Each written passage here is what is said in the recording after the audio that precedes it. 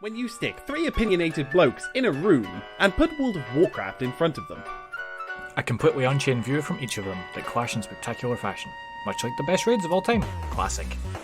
There's going to be someone who's always right and someone who's always wrong, like Dunkurk is, as we know the latest raids are much better. So, with that in mind, it's time to take a look at the latest Warcraft news and speculation. But be careful what you wish for, because You think you do, but you you don't. don't.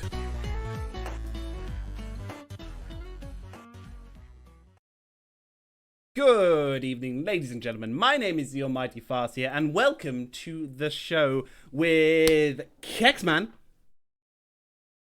I can hear. I'm hearing rumblings. Oh, I'm hearing rumble. It's coming from down here. oh, okay. It's something I haven't heard in quite a long time. It's this sort of down here. I don't know what it is. Oh, I don't know. It's in the basement. If we're all quiet, we might be able to hear it. Hang on. Shh, shh, shh, shh, shh. Everyone here. Pain, death. He's here. Ah, Suffering. He's here. He's here. Dunkurk is here, ladies and gentlemen. The Scot has returned to us. He has. It's been at least a month, at least a Yeah. month's worth of shows where Dunkurk has not been here. Would you? So, for those of you that have been out of the loop who may not have heard, would you like to explain to everyone why you A, aren't on camera, and B, sound really, really bad? So the answer to both of those things is the same thing. I have pneumonia, and half my lung collapsed, and that's been my last few weeks. So it was. So what you're saying is it was like an up and down week for you. No, that's the problem. My lung wasn't going up. Okay. See, that makes more sense. And that's what a collapsed lung is, children. Yes, exactly. It's good to have you back, though, Dunkurk. It's good to have you back. It is indeed. Have you been able to, obviously in your time off, have you been able to do any gaming, or has it legitimately just been bedridden? It was mostly bedridden until 3 days ago, and now I've been able to play. I've done 8.3. It's done. It's over. It's finished. Well, you haven't done the raid yet. No, I did LFR. It's fine. Same You thing. haven't, no. But LFR You hasn't haven't got like the completed whole it. thing open yet. You couldn't Yeah, have he done hasn't it. got the whole thing yet, so you can't. I watched the Method VOD. I know what happens. Oh, you watch a I've race for the watched world the first. Method You watch a race for the world first on Warcraft Radio on YouTube. Warcraft Radio /Warcraft Radio. Did you? What a URL yeah. that is. Yeah. Yeah, that was almost as bad as Warcraft Radio / double W. Full stop. warcraftradio.com. / RW first. Call now. Exactly. It's it's been rough for you the past few days, past few weeks, but you're on the mend though. That's good to hear. I'm assuming you are on the mend. I don't know yet. You don't know yet. Okay. I don't know yet. I haven't. That's always a good. Several days, but I haven't got worse. Okay. So Getting not worse is good. You've prevented the fall. You and now currently have must climb. Schrodinger's illness. oh no, I know it's there. Oh, okay. That's fair. You may occasionally hear if he gets excited, if he gets angry, any of those sort of things. You may hear him. You may hear a death rattle, but it should be. True. I balanced you out. I turned Kex down a bit and Dunkurk up a bit, and then now we're good. We should be fine. Oh, so you're saying Kex should shout and I should move my microphone closer to my mouth, and then that'll. No. It's fine. We've established at BlizzCon that I can talk from a fountain. It should be fine. That was definitely established. It definitely was a thing. Yeah. Speaking of establishing, let's establish what we have going on this week. Very, very exciting news. Something cropped up all of a sudden. The Shadowlands Alpha appeared at first as support for the app, and then followed that with an encrypted alpha build, which at this point is kind of commonplace for a new patch. We generally see encrypted builds, maybe the first one or two. I believe in certain places it has already been cracked open to a certain degree. and I'm not gonna Naughty. Yeah, I'm not gonna obviously go into any of that because I don't want a hammer from Anaheim to come crashing down upon me. And then Athelas soon after. Yes, exactly. But we do know that the alpha is there. We just don't know exactly when it's going live. So we'll be discussing a little bit in regards to the history of alphas and what we can expect coming up in the next couple of weeks. Shadowlands has accurately manifested. It's like we now know it's there after cinematic, but we can't get to it. The funny thing is, as well, is the amount of people that obviously this happened and they've just gone, BFA's finally over. It's here. Like, they are so happy with BFA's. Like, not yet though. And but like, Yeah, got at least 9 more months of BFA to go. Oh God, don't. 9 No. more months would take it up to November. Could you imagine? Especially after the Warcraft radio interview with Ian, where he's like, 6 months is a good amount of time, yeah. Yeah, No, it's absolutely 6 months. it's So going that means, realistically, that means that June should be when we see the next raid. What a No, wonderful June for the birthday pre-patch. present that would be. Oh, yeah, June for the pre-patch, I suppose. Yeah, okay. What a wonderful birthday present that would be. Oh, well, it's Shadowlands. definitely not happening in June now then. Thanks, Yeah, Foster. 100%, yeah, thanks. Good job. What did I do? Exactly. I was. Wow. Okay. All right. The reason. We also obviously have, you should see, shiny new concepts. This is something that we will be looking into. We're going to put a link in the Twitch chat shortly. If you're listening on VODs, if you're listening via YouTube, it will also be in the description. On Reddit, there was a beautiful post put up where a gentleman has, I say a gentleman, I don't know, where somebody Some has, lovely individual. yes, or it could be a group effort. We don't know. We don't Could want be a to. hive mind.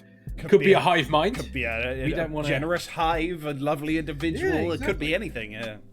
We just don't know. They've done a concept, and it's a full document on every single class having a 4th spec. It's a very, very interesting read. We'll be Except taking a druids. look at, except druids because they already have it. So we'll be taking a look at the different specs, if it would be a good idea, if it would be a bad idea, whether or not we'd agree, if we would like to see anything different. I can already tell And- you off the top it would be a bad idea because Blizzard can hardly balance 3 specs per class, let alone having a 4th added to each one. 3. They can't even balance the 2 specs the Demon Hunter has. That's true. They're broken both ways. And we also have hardcore gamers, which you may have seen in the news recently May have with seen the news Ninja. He's come up with a bit of a If you don't know who Ninja is, little he's bit of a that, device. he's that 34-year-old that dresses like a 12-year-old with the headband on and the blue hair. I mean, if you dye your hair blue first year, that's pretty rich. I love how when he said headband, he lifted up his arms to reveal his goddamn Naruto arm sleeve things, whatever the hell those are. So you can't exactly talk on that level. You've got hair cut. Not the like 12-year-olds as well. same thing, but okay. But it is. They're Also, armbands. No, it's not. instead of My hair hairbands. is not cut like a 12-year-old, because No, sorry, I misspoke. Your hair has been cut by a 12-year-old. I apologize. So we're going to be discussing the statement that he made and whether or not it is accurate, whether or not it is something that we agree with. We've all got angry over games at certain periods. So some more than others. We'll obviously be taking a look at that. And if we've got time, I believe we spoke about something before we went live. Whether or not we've got time, we'll touch upon it. Could be a touchy subject. Oh, well, if we got time, we can rant. We probably won't have time. We'll see. But speaking of touchy subjects, alpha and whether or not people can get into alphas, whether there's a difference between alpha and betas, and whether or not the Shadowlands Alpha is closer than we think. We had an estimate, I think, didn't we, where we all said sort of like, I think we all gave our views on when the alpha was coming out. I think Dunkurk was the closest with his guess. Well, I said next week. No, like previously, we spoke about it on a previous show. Oh, yeah. Yeah, I said end of February, start of March.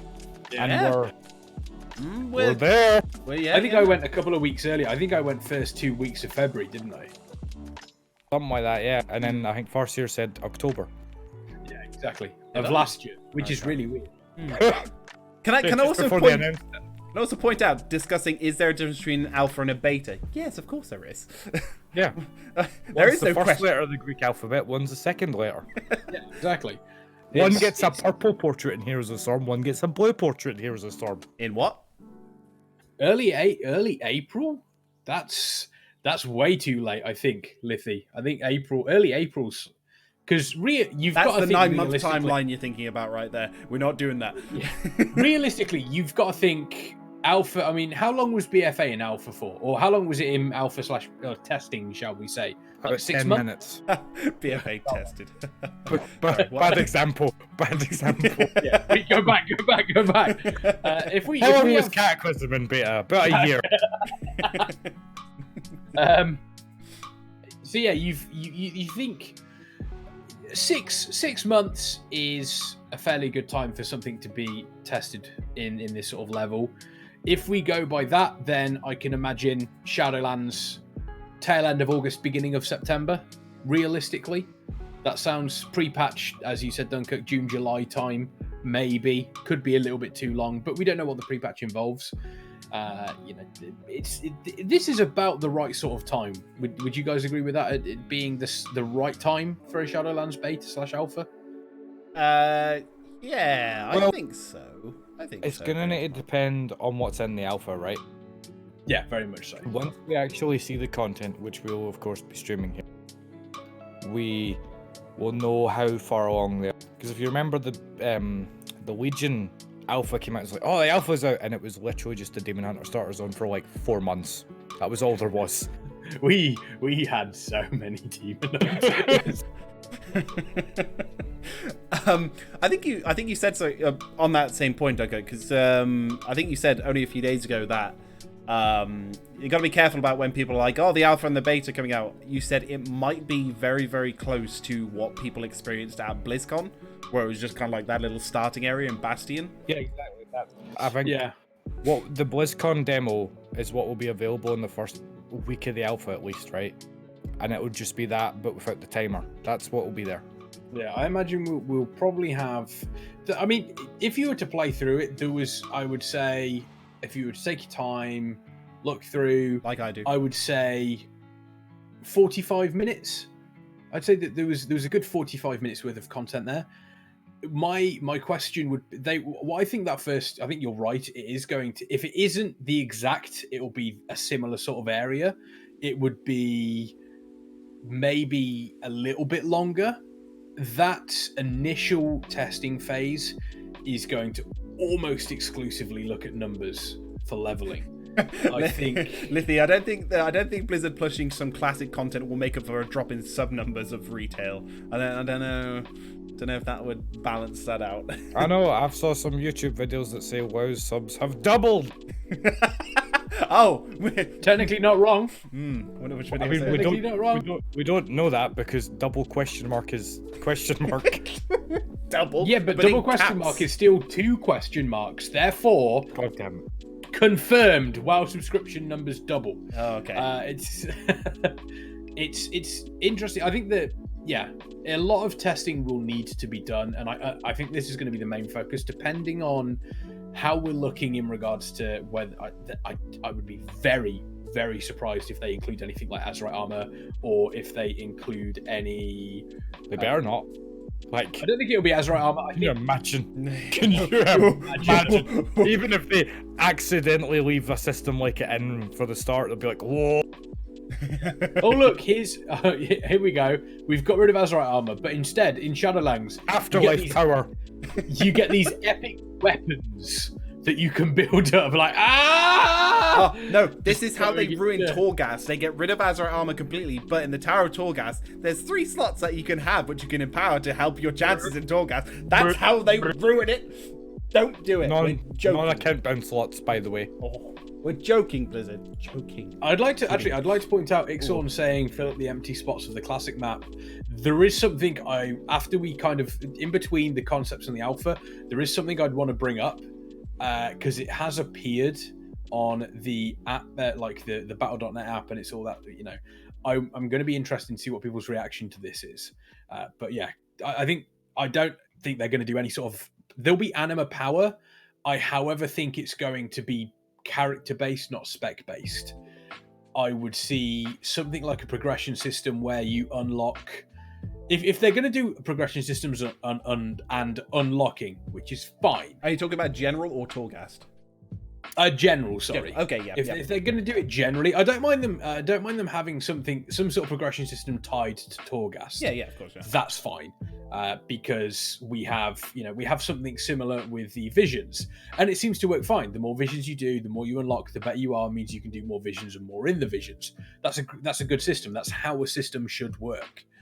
I am more considering the biggest things that they've had against them at BFA, essences that are not account bound, which is terrible, and Azerite power or Azerite armor that couldn't be unlocked at the start. It's a bit different now because it is all unlocked, which is how it should have been. And making it all bloody complicated.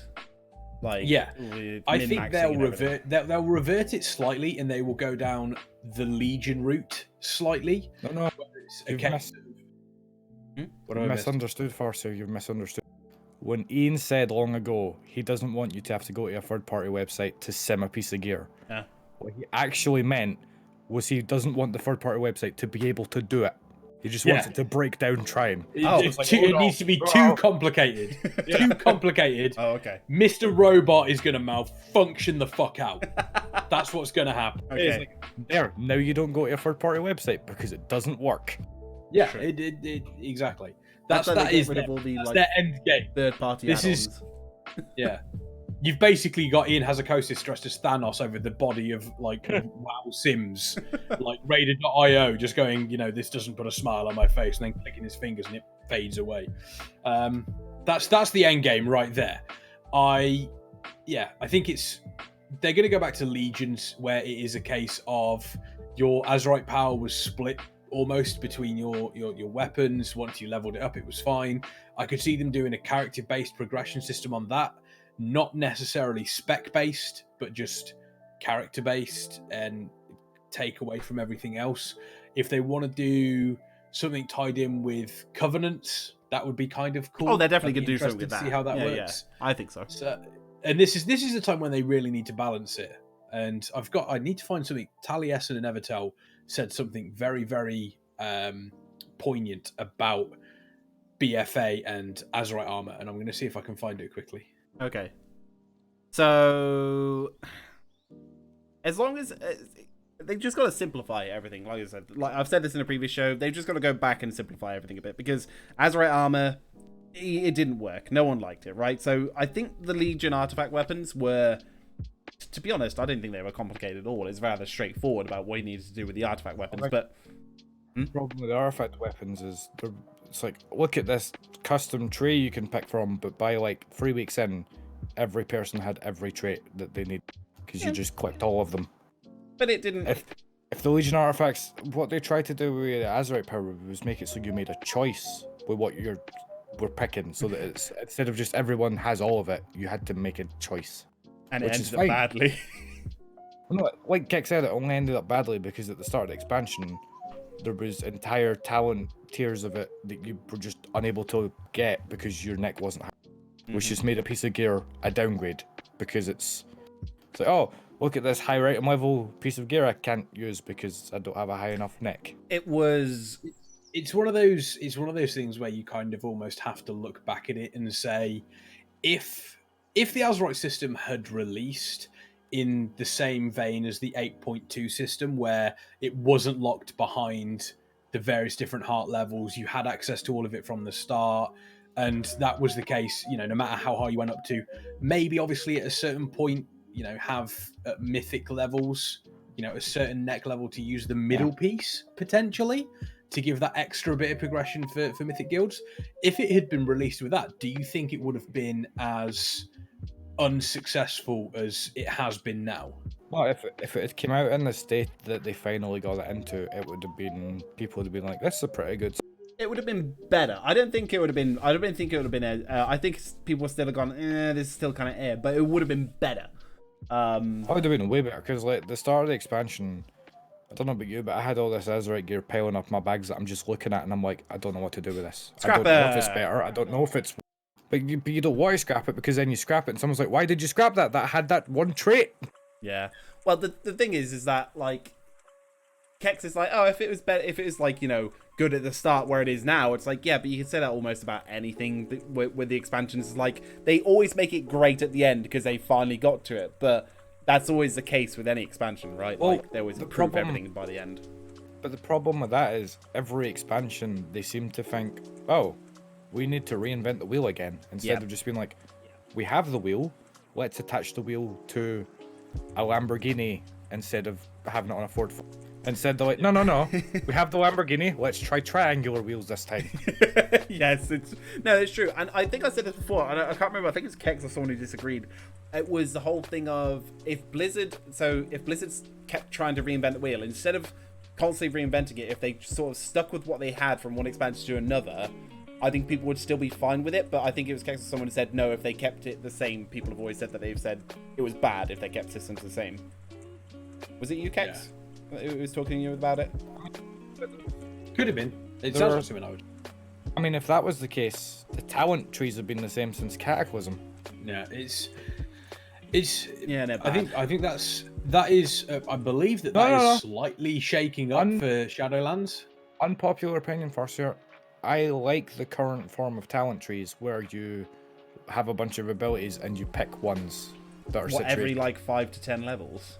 Yeah, well, that's what he's going instead of the vanilla system, which as much as I like classic, I don't get a thrill out of putting plus 1% crit in as a talent point. Yeah.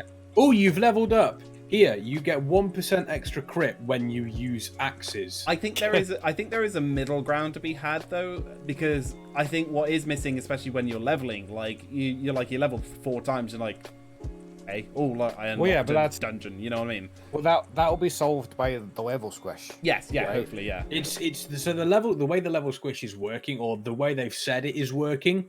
Obviously, this is all data and news that we've had at BlizzCon. We don't know what has happened in between then. I'd be surprised if anything has changed massively. We know the level squish is coming, and it's the talent system is staying the same style. So you've got your tiers, you've got your situational, like, okay, as a warrior, do I want to take war paint where I take less damage when enraged, or do I want to take the bounding stride so I can run quicker after a heroic leap? You know, something that you can kind of use on the fly, whether you want to use that or that, it's entirely up to you. It is a true, they're both positives, but there's not a negative for taking either one. We're getting your talent choices start at level 15, and then you get one choice every 5 levels. So you unlock a talent level every 5 levels on that one. Which is a decent number. It doesn't feel too big. It means that, you're getting something every 5 levels, you're getting something new, or you're getting an addition to an ability. It feels good. We'll have to wait and see what Shadowlands holds. Also, boys, right, where are we leveling when Shadowlands comes out? Pandaria. Let's go. 1 to 60. No, why in the hell would I level an alt when Shadowlands comes out? Yeah, why are you guys with you? Shadowlands has just come out. Here, let me just roll this alt. In Shadowlands, it doesn't mean...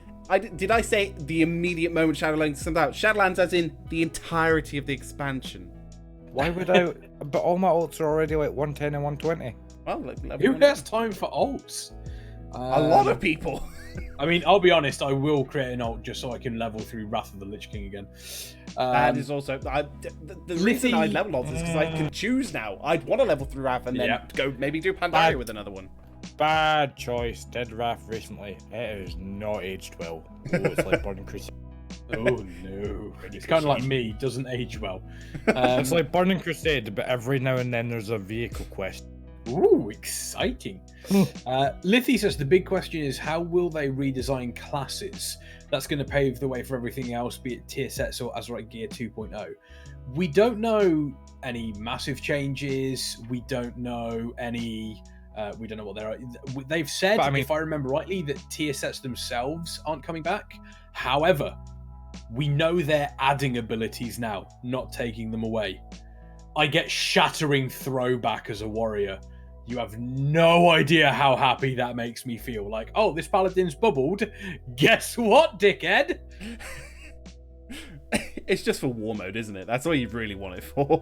Yeah, or mate, that's battlegrounds. essentially it. Why would you not Well, yeah, want it was that was the reason they removed it, is because it's like, oh, this ability is useless in PvE. Meanwhile, you're like, no, paladins though.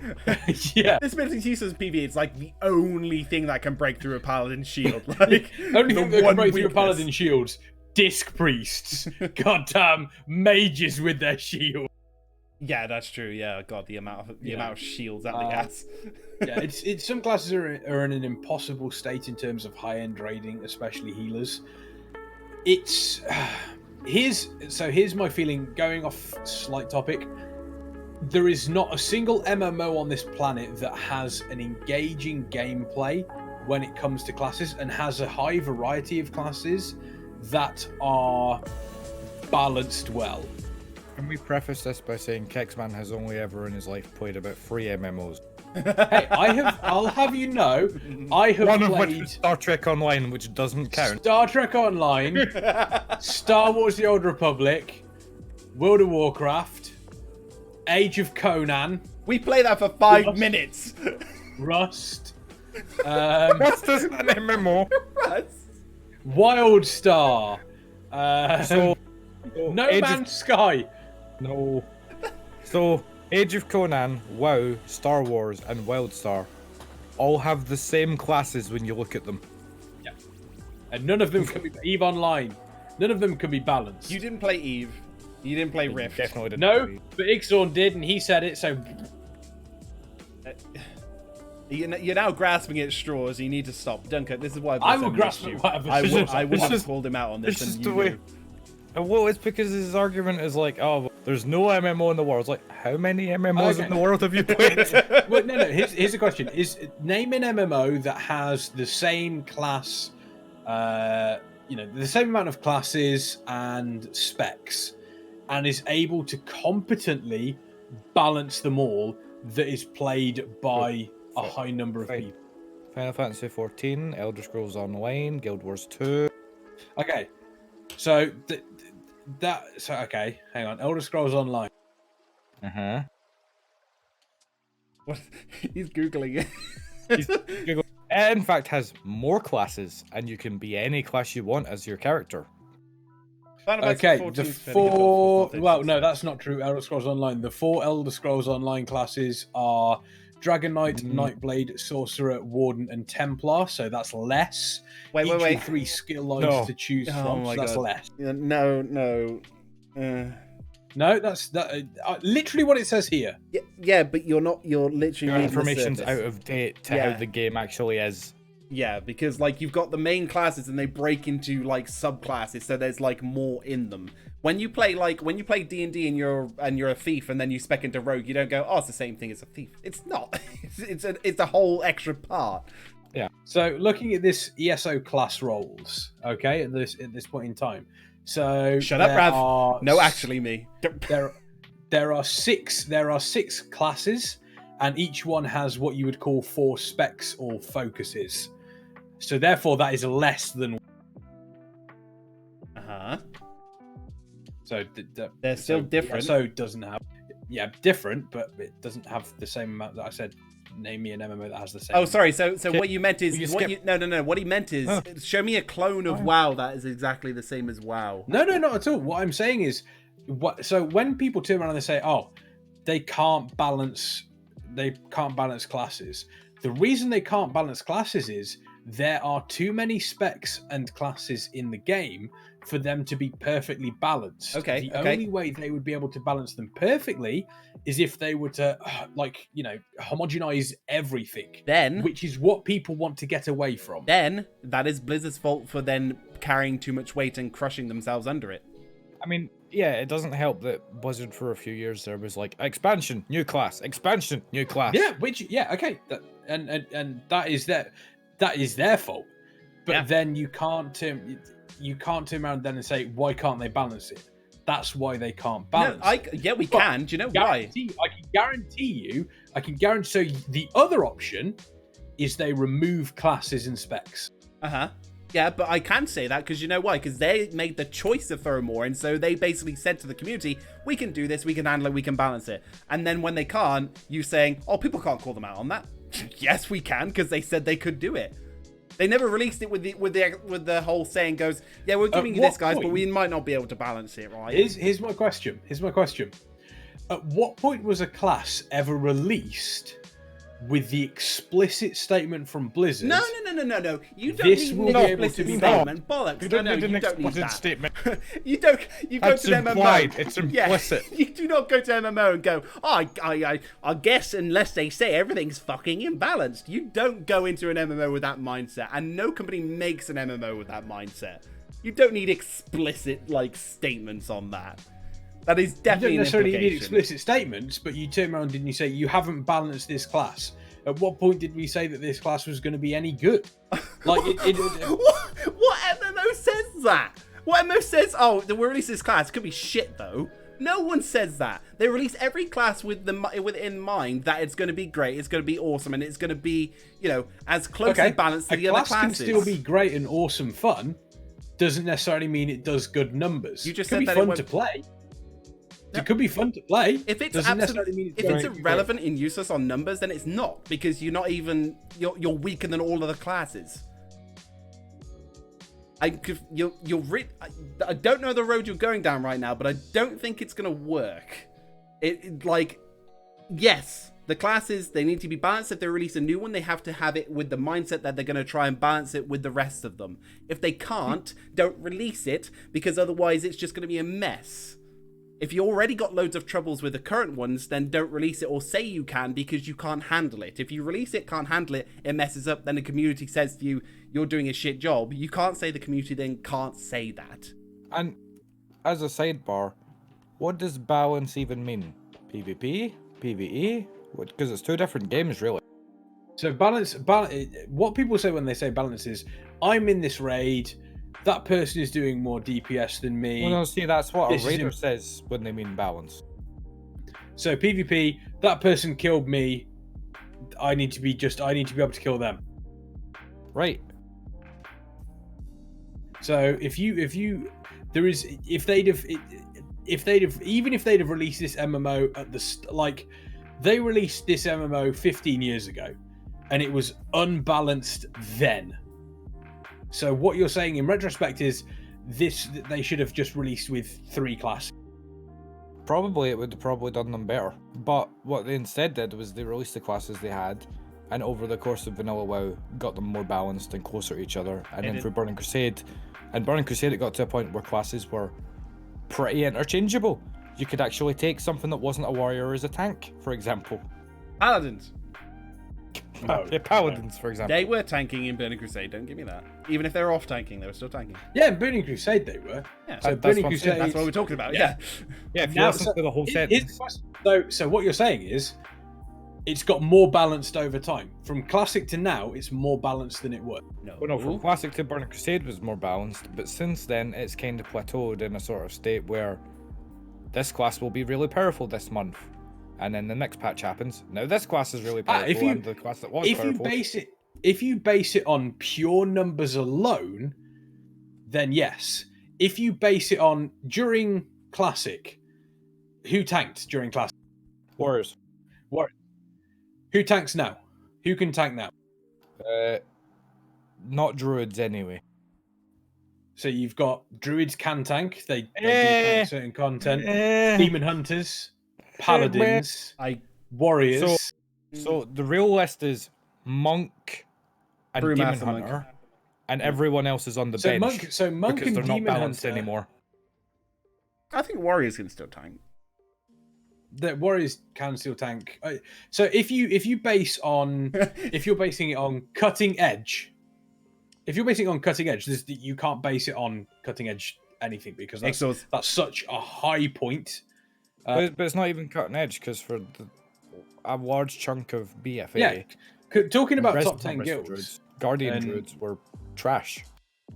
Yeah, they were, because they had a thing with their health or something. I remember. Yeah. No one wanted to take a Guardian druid, regardless of how good the player might have been, because the class was just seen as I Same remember. I thing don't know applies why. to It just shamans. was, I'm but not- yeah. In fact, So- same thing still applies to shamans. No one wants to take a shaman to a group. I know shamans are still taken.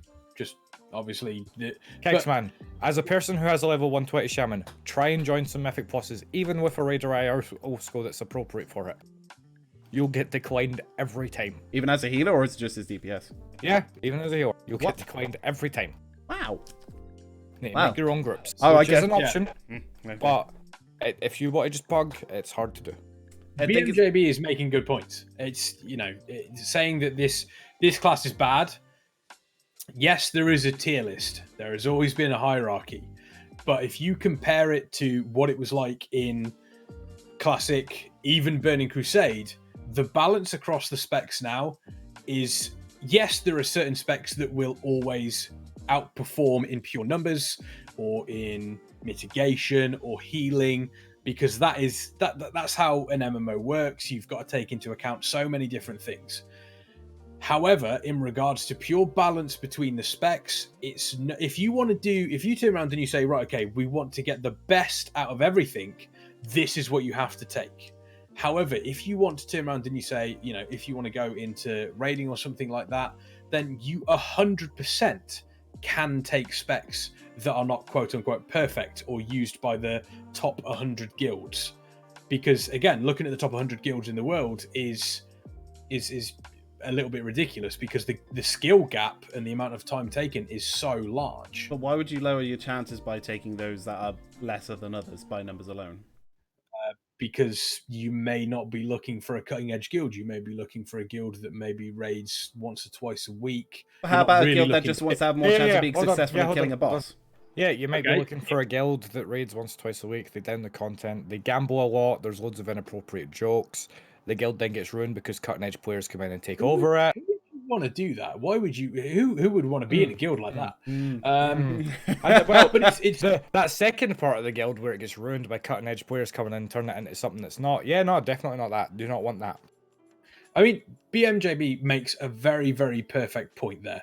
The balance right now is not bad for the vast majority of the player base. The trickle-down effect from the top 10 guilds is taken way too literally. You by say a that, lot but of the I player literally base. do not follow the top 10 guilds. The only time I've ever looked at them as close as I have, I mean, that's has not been this race for really world a first. good... Let him finish his No, point, no, no, no, no, Kexman, no. and maybe you'll understand. The closest I've watched them has obviously been the race for world first, as we've been covering it, or whatever. But even watching that, I haven't gone, oh, who's specs and who's this and what, and what class they're using exactly. But the whole thing about going, oh, this whole issue, it's trickled down for the top 10 guilds. I have hardly any knowledge of them, but yet I know that during 8.1 or 8.2, no one took Druid Bear Tanks because there was an issue and everyone was like, that was shit. And they would only take a certain amount of these. And then there were certain, other classes that would take them for certain other things and leaves. And for Dunkurk's example, for Shamans as well now.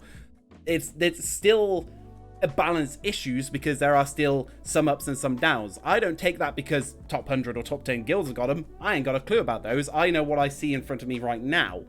And that's what I see. Yes, I agree. There is quite a bit of Blizzard's community that is toxic. Find me a community that's not toxic, please. But at the end of the day, the base point stands is that if Blizzard cannot, there will never be a perfect balance, okay? But if Blizzard cannot get a good level or a good percentage of balance between the classes, they should not keep adding more. They should not say they can do it when they can't, because they'll fall under their own weight. Yes, if we compare them to other MMOs, like we said, some don't have as many classes and this, that, and the other, but maybe there's a reason they don't have as many classes as Blizzard, because they look at Blizzard and go, Jesus, we do not want to deal with that. Another part is what you're saying with them homogenizing classes, right? That was a big problem, and it's super hard for them to walk it back now. Because if you think back to, say Cataclysm, what were Druid healers known as? The hot healer, right? Mm-hmm. Your shamans were known as your oh shit healers, right? Your priests were your preventative healers. That was how it was back then. But nowadays it's who's your hot healer? Druids, still druids. If you're in a And also mythic class shamans. dungeon that requires a lot of hots, then druids are way better than shamans. Druids are still way better than shamans when it comes to hot healers. But even looking at all the healers is about healing. I don't have healers. This is a bad choice, right? But we're going there. healers as a whole, it's all pretty much, they all have hots now. They all have bubbles or protections of some description, right? It's no longer bring the priest to prevent damage happening. It's, well, every healer's got something that'll prevent something happening. I suppose just have to be better at it. Not massively. Yeah, but it's back then, if you remember, like, priest would be the only one that would do preventative heals, right? Realistically. Nowadays, everyone has something. That's part of the problem that why we went down is where every class really should have access to something. It's like, no. It's, I I mean, plenty of classes that don't need things that they were given. I think the big one thing that you said, Farseer, that has clicked something, and I think JB also pointed out in chat as well. You're saying that you know that there was apparently an issue with druid tanks. Mm-hmm. Do you know what that issue was? Yeah, I knew at the time. I've erased it now. You don't know. I don't retain things, but it was either something to do with The health was very spiky. the health. It's something to do with the health, and also I think they were taking like more damage than they should have been, or something. So people were like, "Nah, no, we don't want that," because it like there was like a much bigger risk to take them, and like they were just like, "Why take that when there's a warrior tank or whoever else?" So when people have got the choice, they take the. If I remember right, That was not the issue at all. Okay, this is me guessing way back because again, I could. So it's again, what you're hearing from. So you've admitted What that you're was not... the issue? Before you go and say he's wrong, because maybe what he's remembering is part of the issue. Either that, or it might have even been another time. I don't remember exactly. I don't What remember was the issue? Oh, the issue with bear tanks at that point was obviously a lot of the damage that was done was like magic burst damage, especially in those raids, and they were specifically designed. Bear tanks had specifically designed physical damage. Very, very few physical damage fights. So therefore, bear tanks weren't undertuned. It was the fights were just tuned in a completely different direction. Was that just raids? I mean, it's pretty much across the board. Okay, because I remember because you know me, I don't raid, so it was just touched upon mythics, which I didn't see them been a problem into. with bears for a long time. Aren't warriors also physical? So warriors were also physical, but when Ignore Pain came in, that kind of then changed completely because it was all damage. That was always the big thing where it was a case of, oh, this is a serious issue with warriors. It's only physical damage, and then they changed it, and they didn't change anything with bears because bears were always seen as the big tank. Well, yeah, because I remember a status point for tanks and Wrath was, well, what's your health pool?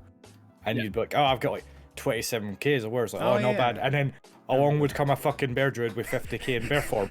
Yeah, and they're like, we're taking that one. Yeah. Yeah. The health pool would be 50k, but they would lose 30k of it as soon as they pulled the boss. Yeah, I was going to say it would be 50k, but then if you turn around and you said, right, okay, let's have a block chance off, it would, which nobody ever said or thought about. No. So bear druids were the reason why people were taking bear druids is because bear druids are designed to take realistically. They're designed to take the hits, not dodge, block, or parry them.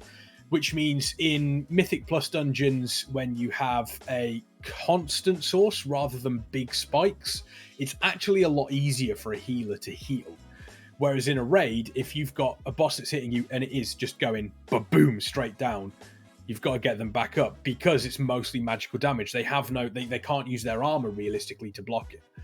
So in most keys, you'll find that, in most keys and lower difficulty raids, normal, for example, you could quite easily take a bear. You can still take a bear these days. It's when you start going to that cutting edge thing. If you are looking for a guild that is pushing into heroic, pushing into mythic, then yeah, you're going to look and say, right, okay, what is the best way I can utilize my class? I'd scratch the heroic. I'd scratch heroic, just mythic. I don't think cutting edge I'd consider heroic. Okay. I meant pushing into from heroic into mythic. Yeah. Yeah. Even normal into heroic is still a jump. Like it is just because the majority of guilds that want to eventually do Mythic to some degree doesn't mean Heroic's a joke. No. By all means, but I think when someone says to me cutting edge, I think, okay, so the very top, they're doing Mythic. I mean, the achievement is literally called Cutting Edge for whenever you clear the last boss on Mythic. And Heroic. Is that Cutting Edge? Yep. Or is that ahead of the curve? Is ahead of the curve not the Mythic one? Because you are ahead of the curve. No. Cutting Edge is Mythic because that is the... Is ahead of the curve not the normal one, even? No. Normal one is not... ahead of the curve isn't normal, no. That'd be Heroic then, I suppose, ahead of the curve. Yeah. Yeah, curve is Heroic, AOTC is Heroic. Normal Either way, Heroic is still... It's not like it's... I mean, Farsi, you haven't done a Heroic raid in... I haven't done Heroic raid. long. Honestly, the main reason I don't raid... Ever, actually. Have you ever done a Heroic raid? I swear to God, if you say anything but the main reason is because of my damage, I swear to God, I will slap you. No. The main reason is because I just don't have the time. Like, like, there is so little time to do things these days between, streaming and other games and other things. If I just dedicated my time to WoW, yeah, I could, but I don't want to. I'll be honest here. No, Rav. We did Emerald Nightmare Heroic. We did an Emerald Nightmare Heroic. Yeah, I did. Uh-huh. Yeah. Oh, the balance. So balance at Bleeding Edge is horrific, and I don't think I would blame Blizzard for that. I think it's more the guys in guilds like Method and Limit are they just kind of take the piss a little bit. It's like they'll do 2-3 pulls on the fight and they'll go, like, for example, when we had Crucible and it was a case of, there's lasers. Quick, bring all of the warlocks. I don't think that's necessarily... Yeah, it's not a normal guild reaction. No. It's like, this fight's hard. 19 warlocks. Yeah, exactly. Yeah. It's not something that you should take into account. So, Shadowlands Alpha, I think we'll probably see. That was the topic, right? Yeah, that was the topic. If you haven't tuned to this show before, you will find that we veer off the tracks quite often. It happens, but we get back onto it eventually, near the end, if at all. But we get back. I'm sure we talked about the extra classes as well in there, didn't we? No. Yeah. The extra specs. No. The extra specs, not yet. BMG, that is an interesting point that Blizzard can't balance Bleeding Edge. It's just not feasible for them to balance it. Well, no, it's and then obviously 1%, isn't it? You're not going to bounce it down to 1%. 0.1. Yeah, you're not going to bounce it around. The point, of course not. It's that 0.1% that Blizzard keeps saying, we don't want to design content for them. But then they go ahead and be like, we decided that you can only do this thing once a week, otherwise the top 0.01% of players will go and do it a million times. Yeah, that is, I swear to God, if we don't get Master Looter back in Shadowlands, I am going to kill a small child. Is that the main reason why they took it out? Because of the top guilds? Yeah, it was one of the reasons why they took it out was because guilds were just running like they were funneling gear. Yeah. So their idea was your splits that you have now, right? Except instead of it being maybe we'll get gear to funnel to a person, it was we will definitely funnel all the gear to this person. So it just meant they needed to do less splits. Oh, wait, so they basically punished the entire rest of the community for the 0.1% doing something. So what Blizzard did was the 0.1% would go, here, we're going to do these raids, we're going to funnel all of our gear into this one person. And Blizzard went, that's probably too much. What we're going to do is we're going to stop that so that they don't do it. So then people like Method and Pieces turned around and went, we'll do it more. Right. We'll just do it more. But that was BMJ legitimately was one of the reasons for it. Yeah, the personal loot for pugs was fine, and everyone always assumed it was fine, and they're like, oh cool, so when you're in a pug you can just have personal loot on. That's cool. But then Blizzard decided all groups will now be personal. For no explicit benefit to the player. Yeah, it's fun. It's fun going back in old raids and trying to gather stuff because I want a transmog set when either one or no pieces of loot drops from almost all the bosses. You have certain, so what you can do is there are certain things you can download. Like there's an add-on called RC Loot Council. I've heard of that one. Where you turn around and you say, you can say, okay, this is what dropped. These are the people that have it. They can trade it because of the 2-hour trading window. You can select need greed if it's a major upgrade, minor upgrade. It's actually a really good system. It basically is master loot. The problem with that is, like, with master looting, right? An item drops. The guild council or the slash rolls or however you want to determine it, DKP, whatever, decides who it goes to, and that's that, right? But with personal loot, the item drops into someone's inventory. That's their item. It doesn't matter what the loot council says. That is their item, and if they can do what they want, and ironically, if the guild were to kick the guy could kick up a stink on the forums, and Blizzard would be like, "Well, it's his item." Yeah. It's an odd change, and I feel like they should definitely change it. Yeah. Or make something new, just anything but. Like, personal loot is fine in LFR. It's fine in like heroic pugs. It's fine in. Do you know what I'd say? It's even fine in Mythic and Mythic Plus. It's fine there. Yeah, I don't mind. I think the moment it just doesn't. Why they have it be an option? Yeah, or not even an option. Have it. Yeah. So when it is a case of you go into certain dungeons and raids, you get that little logo that says, "Oh, you've got X amount of people out of so many people. It's a guild run. You get achievements towards the guild." The moment that comes up, you have access to master loot. But, well, why not just let us have master loot anyway? Just have master loot or personal loot or need before greed be the options. And then when you're joining the group, it's like, what loot system are we using? Personal loot. Okay, cool. Brilliant. Yeah. That's what I want. There we go. So hopefully we'll get something back to the community instead of the community joining and being like, "Hey, look at this ring I got that I can't trade you because it's a downgrade for me, but item level wise it's one item level higher, but it'd be an upgrade for this guy, but fuck him." God. If you want to get back into raiding, by the way, Method are recruiting for Shadowlands Farseer. I think going from not raiding for a couple of years to Method is quite a jump. I didn't know Method has a nursery team. Yeah, they do have a nursery team. It's I'm a reader. But yeah, if anyone remembers the old, what is it, the LFR comics, the LFG comics, was it? That Donald was in. I mean, remember, they're still going. Oh, are they? Jesus. Yeah. Is Donald still in? What are they trying to recruit? Is it just damage dealers? It's always fucking damage dealers they want. Let's have a quick look. Guild apply. Let's see. Just Method applications. Asks for. Oh right, no, that's because when you join Method, you have to commit to playing every single class and spec in the game on a whim. God, no. One of the questions here is, my highest world rank in raiding was better than rank 5, 10, 20, 30, 50. I do not have world top 50 experience. Kex, world first Garage. Garage, I've got it. I've got it. There it is. Let's see if they've got. I love how previous. Is there a zero option? Most people's previous raiding experience is like, oh, what tier did you play in? What did you play? Theirs includes world rank. That's when you know. It's like apply for normal guilds. Like, oh, have you killed like ICC? It's like, yeah, I have. Oh, cool. Method's like, were you first though? Yeah. When did you kill it again? It's like we were second. What denied. Method only let people join with no life. I don't know if you've seen what Sko and Gingy have been doing, Ixorn, and the rest of them, but I'm fairly certain they have pretty good life. No, he's right in the sense that, like, to be a Method raider is a full-time job.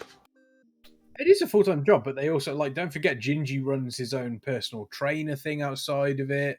Sko, obviously, I mean, Sko is the GM. Well, yeah, but the thing with that is, WoW is a full-time job when WoW is in, like, a 6-month ideal patch cycle, right? So it's like, oh, we're first done. And we now have the gear, like, 3 weeks later. Right, well, see you in 6 months, guys. Yeah. Yeah. I think that Lithy says that they're looking for everything. Sko might stop tanking. I don't think that's going to happen. Scripe will stop raiding. Scripe's going to stop raiding because if Scripe ever stopped raiding, it's because he's going to spend the next 6 months writing up weak auras that could probably land NASA on Mars. That man is... I've never ever seen anything like it. They'll wipe and it'll cut to Scripe. You see his screen and it is just code. Hey, Malamin! Did you miss the alpha discussion? Malamin! Sort of. Did you miss the alpha? I think we missed the alpha discussion, if I'm perfectly honest, Malamin. We've been talking about class balance. We've been talking about class balance. Speaking of, by the way, if you have ever looked at any of the stuff in regards to maps from betas or alphas from data mining, Malamin is the map king when it comes to stuff like that. So if you've ever seen stuff before you're meant to see it, it's Malamin. But you can thank him. Generally, Malamin. So thank you for that, Malamin. We are going to be discussing the Shadowlands Alpha. What we've basically said is I think we all came to the conclusion that the first couple of weeks at the very least is going to be very similar to the BlizzCon demo, and it's going to be heavily focused on testing level squish, how it's worked with abilities, items, how that all works. I think that was the general consensus we came to, wasn't it? I think so, yeah. But I mean, let's roll. Let's keep on rolling then. Let's roll right into the shiny new concepts, which entails a 4th spec for every single class. Kind of related to the first topic that we somehow got into. Yes. This is, so I'm not going to lie, this is 100 pages long. Jesus. Let's do the TLDR. Yes. I'm going to read it from top to bottom. 4th specs for... No, I'm not. I will link it in the Twitch chat, obviously, if you're listening via a VOD, if you're watching on YouTube, the link will be in there as well. I will Marla says it's amazing and horrifying at the same time. It really is. I've put the link in there. I'm also going to put it on our Discord. If you do obviously want to join our Discord, then all you have to do in the Twitch chat is type !Discord. We've got our own show Discords. We've also got various different channels for gaming, for memes, for general discussions. If you are interested in that, again, that is just !Discord. Indeed. So, pop this in. I was about to say, yeah, you're gonna start us off with that whole document. Uh-huh. Apparently, a WoW music festival will be held in Shanghai, China on March 14th. Sure, it's not Wuhan, China. Actually, yeah, that's pretty poor timing, isn't it? Thinking about it. If they have everything contained by then. Anyway. Well, yeah, we'll have to wait and see. Yeah. Okay. All right. We'll have to wait. So, yeah, this was first posted on Reddit. I will find where is the. Oh, God damn it. Let me just find the person who wrote it. I have the Google Doc, and then I got rid of Reddit, and I need to find out exactly who wrote it. Professional. So good. You can talk. I know. That's why. I've been doing fine this week so far. Now I get to judge you. That's a bit. That's why. You can talk. Taking advantage of it. Ignore the fact I'm altering stuff on those. We're all good. But so you okay there, Dunkurk? Yeah, I found the guy who did it, and I looked at his name, and I'm not. Thanks a lot, 6 on Reddit. Posted this in the Warcraft Reddit, WoW Reddit sub. He has painstakingly gone through and added a 4th spec to every single class. This isn't just a single post where they go, I want Tinker, which seems to be every other posting before a WoW. You're never going to get Tinkers. Accept it. Look, we want ogres in the Horde because it would make so much sense, but that's not happening either. So, I mean, See, now that you've said you're never going to get Tinkers. I swear to God, if they turn around, Alpha introduces Tinker's new spec. Is that another vote to dye your beard blue if that happens? No. Alliance blue. No, just remove the beard if that happens. I think he went through so much, trauma. I will dye a beard, sir. I will never remove the beard. How dare you? I think Kex went through so much trauma last time when he made the deal to dye his beard like an Alliance blue. And you did win, but I think during that entire time before the answer, you were sat there every night like, what have I done? And you're not. As we got closer and closer, I was waking up, checking the news, going. That's why you're never putting your beard on the line again. That's my theory. That you. Just if I believe in something enough, I will put the color of it. I'm not putting my beard on the line. Never. Go on then. Let's go. The first one is Ember Death Knight, which is a necromancy / cauterizer style. They are I already looking at like it it. as more of a healer.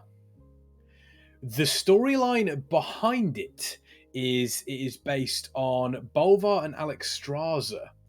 Bolvar essentially realizes Is this Fanfic.com. fanfiction.net? Like, what's going on here?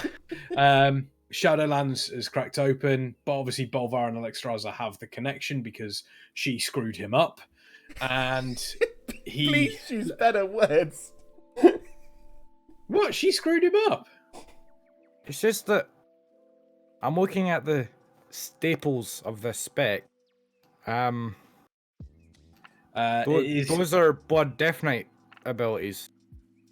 Yeah, so some of those are Blood Death Knight abilities, but all of those: Death Grip, Anti-Magic Shield, Dark Command, Wraith Warhawk, I spent. Then if you scroll down, they have a lot more stuff for the healing, which is what this is about.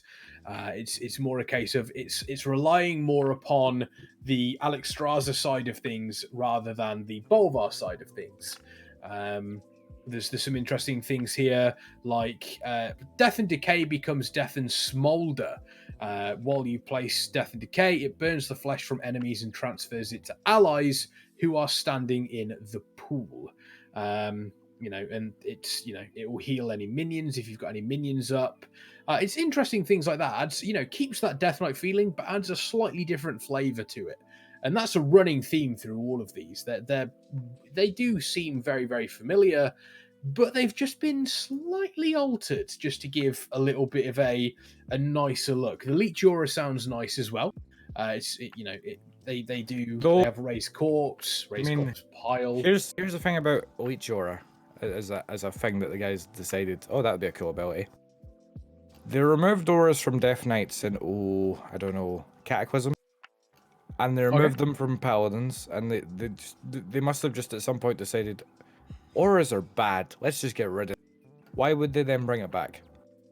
I find it sad they took them out in the first place. Yeah, why not? I'm one of the very few they've people. said they're going to be returning ability. It's like warrior stances. I'm one of the very few people that's been playing Warcraft Reforged. And, as you're running around as Arthas, as Paladin, I'm like, oh, look, he's got his, devotion or whatever. I'm like, I miss auras. Yeah. It's one of those where I suppose you can you could take it either way. They have said they want to look at reintroducing certain abilities, which we have seen. They've said that they're going to be bringing back Shattering Throw. They have said they're going to be bringing back, those sort of abilities. I mean, they should really bring back stances for warriors. Make them always rage when they change stance. Make it so stancing is essential. No, that's going to be your patch nerf. That's make it so that warriors actually have to do a little bit more than just spam 3 buttons while standing still. How dare you? That's why your damage is so high, Kex. You don't have to focus on anything but just going. It literally is. See if he's like, I want to use execute, which means I need to swap to berserker stance. I'm in berserker stance. Oh, sure, I need more rage because I lost all my rage changing stance. So quick, let me switch back to arms. Wait, no, I've lost all my rage. It's a never. Well, no, you can build rage in berserker stance, you fool. Dance dancing is terrible, and it always was. It's because it requires skill. It's separated the skilled warriors from the unskilled. I will take absolutely. I am fine for Dunkurk to say it. I will take nothing. I will not accept. Did you know that I played a warrior before Kexman? Takes no. Yes, and what level is your warrior? 50, well, actually, no. Now he's level 80 because I had to boost him for reasons. Race is your warrior? Human warrior, isn't it? The correct race. No. Get out, Farseer. You there in chat putting Horde logos, and you have a human. Get out. I saw the error of my ways in vanilla and switched to Speaking Orc. of errors of your ways, Demon Hunters, they are going to be having a ranged DPS spec called Warden. Looking at, some of the Demon Hunters that were rescued, if you will, at the start of Legion, go on to learn the skills of the Wardens. And I quite like this idea. I definitely think we need more...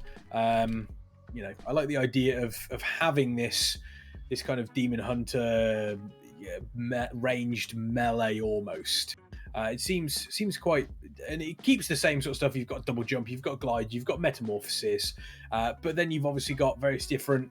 They can use the Spirit of Vengeance like Maev does. They would summon the Ghost Rider just like that. Yeah, they would. Vengeance. It's really terrifying to have that many Nicolas Cages on your screen at once. To be able to just summon Nick Cage like that is we were talking about how classes are overpowered and need nerfed. Yeah. That's right there. Right need there. Nerf. 100% need nerf. Then we go on to Hunters. This is another healer spec called Preservation. Hunter's healing. Hunter's healing, yeah. You know when we said before where Dunkurk was on about certain classes did things way back when, it's like priests had the bubbles and shamans had this, and then they went, now everyone does everything. This isn't now everyone does everything again. But here's the thing with this Hunter one, right? It cannot be allowed because then Hunters would have a legitimate reason to roll on staffs. He has a point. The man has a point. It still says bows, crossbows, and guns for weapons. Therefore, they cannot roll on staffs. It says that on their current stuff, and they still roll on staffs. Man has a point. Because it is to do with what they actually should be but, getting. But then they'll be able to be like, "Well, I'm a healer. I need staff." So in nature, okay, tying in with Hunters and Preservation, because the whole idea is them using plants. Healing via that. David Attenborough. That's being a druid. David so they just summon a druid as their pet. They're basically druid with pets.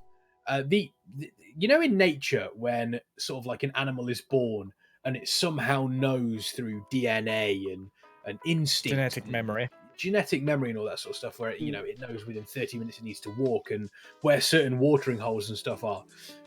The reason why Hunters roll on staffs is even Hunters that were made a year ago, they have that same genetic memory from Classic WoW, where all weapons were Hunter weapons. And that's what happens. That's what it is. I've figured out why it happens. Oh, God. Bloody Hunters. Next class. Hunter pet healer equipped. Next class, we have the Mage. Another healer. This God. one is... Why? Of course. Because when you think mage, you think the healer. And every fantasy setting ever, you've always thought you need a healer. Bring the mage. Yeah. Final Fantasy does that. So, what's the mage going to do? They're going to cauterize the shit out your wounds with fire. White mages.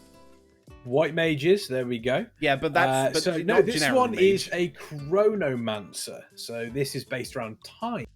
Using time to obviously heal wounds. This one is... So I think healer is being used. I think probably a better description for this is support over healer. This one sort of like manipulates time to... as the exact description is, manipulates time to boon allies and hinder enemies. So it sounds like more of a support class than it does a direct healer. It's a bard. It's a time bard. Time bard. God, and I thought Chris Chibnall's writing was bad. It's a time bard. This one obviously uses, sort of like time skills.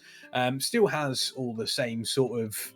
Let me fit this into lore. Let me fit this into lore, right? Okay, you say fits into lore, and I will tell you the lore summary afterward. Right. Okay. So here's my take on this. Right. Okay. It's a mage who controls time to heal stuff and buff people, right? So how can you ever lose a fight again if you've got someone who can just rewind time? I can tell you how. The same way that Bronze Dragon lost his life to Garrosh after he took him through the Dark Portal. But that was only in one timeline. So is this mage. This mage is only in one timeline. Right, but all he has to do is rewind time on the person who got stabbed through the chest, and they're no longer stabbed through the chest. But another timed version of himself would have to find himself. Yeah. No, not him. No, he just does it to other people, right?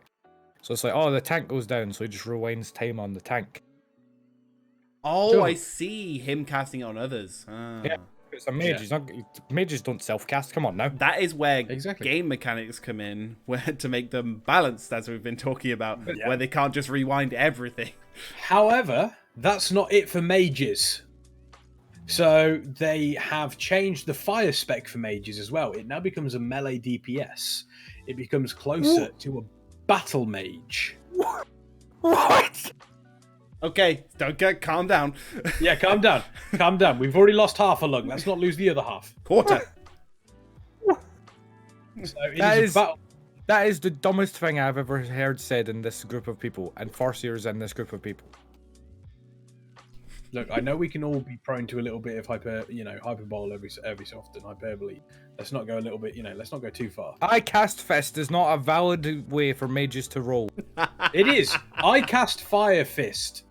That's valid. No, that's a monk thing. Speaking of, monks get Stormcaller, which is a ranged DPS lightning caster. They basically become Raiden from Mortal Kombat.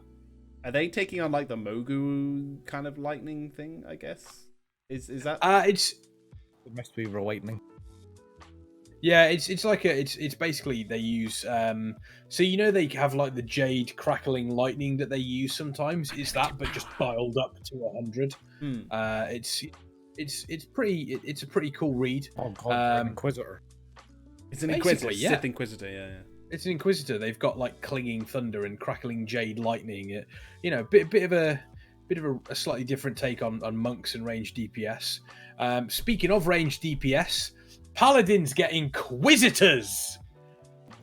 So it's essentially the Shockadin brought into specs. Shockadins have been massively popular for a long time. This is probably the most reasonable one I've heard so far, actually. Yeah, let's bring back to the what patch was it where they accidentally made Shockadins super viable at low levels, and it was hilarious because you rocked in.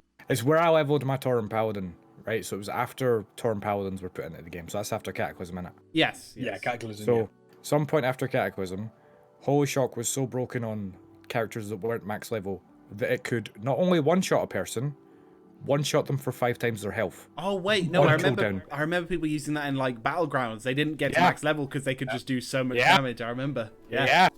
I have more wins in Eye of the Storm on that paladin than I have on any character in my entire account, because it was just rock up, boop, boop, boop, and they would just die. And because it's a ranged attack, you didn't even need to be near them, so they'd be like, "Oh, paladin," and you just went boop. Yeah. So this is basically bringing that into a more quote-unquote balanced area than just one-shotting everything. What's the point, then? That's the reason Shockadin was ever popular, is because it was overpowered as all hell. If you take that away, as balls. If you take that away, what's the point? No one would have played it. What's even the point? It wouldn't even have got on the title. Okay, it's just a bad Shadow Priest. Dunkurk, are you sitting down? Oh no. I mean, yeah. Are you sitting down? Priests. They get the Pilgrim class. What, so like it wears a turkey hat and hunts? No, it's holy melee DPS. It destroys indigenous peoples. Like what was holy melee DPS. We have that. It's called Rep Paladin. It's based around how much damage the priest does by how much it moves around the battlefield. By how much it moves? Yep. Right, well, we can safely say this will never work because Blizzard can't keep track of if your character... So this is the playstyle. So this is the way he describes it. The Resolve Priest's strength lies in their drive to constantly be spreading the light, regardless of the distance or challenges that it requires. Most of their damaging abilities cause them to move. When the priest pilgrimage is complete, they can unleash a devastating Holy Thump or fully powered light. So where other classes build up like holy power and rage and energy, etc. They build up a pilgrimage. This one's just got a step counter that looks like the Apple Watch default. Oh my god, they're like Flash. Yeah. You've reached your 10,000 steps. You can now cast Holy Nova. No, it's called Holy Thump. I love the fact that, like, every time you cast ability, you move. Imagine them fights where you really haven't got to stand in the bad, or you really shouldn't move out of something, or if you really need to stack. Shade of Iran. Yeah. Don't move with Shimriff's cast, like, Just like running on the spot, like he's a maniac. I honestly, there's so many situations where that's not going to work. With that would be filth. The Mythic Ashara fight, even with all the like positioning and stand still. I can't. Still. There's just so many bad. Everyone examples. must move. Everyone must move pixel perfect. What is the priest doing? What is he doing? Why is he running in circles? Right, What's happening? stop. You just watch him like just do Tetris, like in Tetris Yeah. movements, going left, right, and down. Exactly. Let's right class now, before we kill people. This one fits. Rogues bet. get Dark Yeah. Rangers. No. Next. Shamans. Oh no! Oh what a. Shamans, they kind of stay the same, where each spec is a version of the elements. The new one is Geomancer, which is a tank based around stone and earth. Uses that sort of ability to coat themselves with rocks. They can use earth-based abilities to generate threat. I would imagine this would be more of an off tank than it would be a main tank. No, I'll be honest. The stone-based shaman tank seems like something that was planned and could have happened. It does. And then they were just like, but let's just make shamans stand there and like do heroism. As I think it was JB that said earlier, they are just cooldown bots. That's all they are. Yeah. And I like the idea of having a tank that is based around especially the earth elements. I like that. I think it would be it would be nice to see that happen. However, they have elemental changes to Inferno. It becomes more of a firecaster, which So a fire mage. a fire mage, but of course in this spec, fire mages are now changed to a melee DPS, so there is 4 fire DPS. I think you're right there, Shifter. Yeah, Shaman is the only one that has a shield and can't tank. Yes. Yes, shamans are the only non-tank class that gets to use shields. I know warriors get shields too. Oof. Oof. That's a big oof. Oof. That is a terrible oof. So enhancement now changes to Tempest, which is obviously dealing with melee DPS, air, thunder, lightning, that sort of stuff. Even though lightning technically isn't air, it's a bit of an odd one. And water is obviously healer, restoration. It's more of a Behold the power like an of clean aquamancer, water. as you say. Warlocks, Farseer. Hello. What do you think they've given Warlocks? Have they given them demon form back? Oh, about me. No, they haven't given them demon form back because we've got demon hunters. We literally don't need warlock demon form. So they haven't given that. What else do you think they would have given warlocks? Think back to warlock history and what people would want warlocks to do. I don't know. Be like Gul'dan and bring up fell volcanoes in Shadowmoon Valley. Fell, shadow, portals to demonology, other destroy. When I think warlocks and the one thing that's missing from them, it's fell. No, you didn't ask what's missing. You said think back to the past and warlocks. That's what warlocks have done in the past. So no, this actually brings warlocks back into. Do you remember back in Magtheridon's Lair, for example, where you used to have to tank as a warlock? You'd have to tank one of the castles. You put tank in quotation marks there. Well, You just stood and got wailed on for 5 minutes. We stood and drained life to keep ourselves alive. So, Yeah, I remember. This now, so the warlock is essentially, it gives them a tanking style spec where they rely heavily upon using void walkers. And their health and the Voidwalker's health is almost linked to a degree. They share some of the damage they take with their companion. They've got to stay close to the Voidwalker as well for this to obviously work properly. It gives them something slightly different to do. They utilize Voidwalkers to be tanking, and it also helps. You don't so much just like you summon it and banish it for a shield straight away. This is something where it becomes more of a pet class at this point as well. I don't like the idea of being a tank, quote unquote, spec with your pet being the tank. That's. You're both the tank. You share it. You both need to be close to each other. You're sharing the damage. Oh, God, with the pathing on pets in this game? No, Dude, no, God. No. Oh, stick close to your void. Where's your Voidwalker? Oh, he's on the roof again. Well, he's in Lockmadan. Look. Yeah, no. Hello, This Hexman, as a warrior, do you have any targeted abilities? Like, do you have any AoEs that you drop on the ground?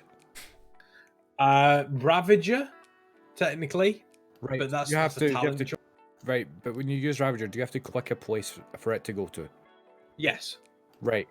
Have you ever noticed that occasionally with abilities like that, like Death and Decay for example, it might just decide, that's a nice chandelier up there.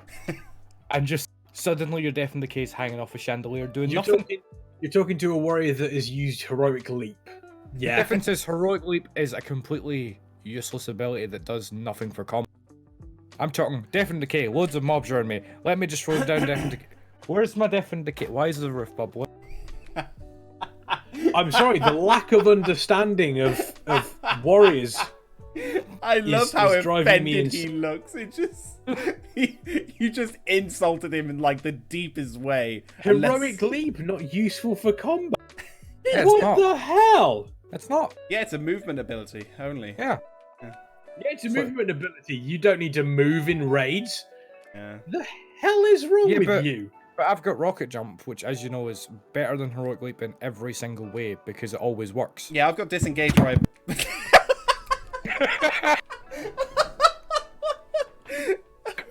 I mean, I was gonna say I've got disengaged my demon hunter, just backflip away. I'm about to disengage from this goddamn conversation because of that. Always the rocket. Just jump.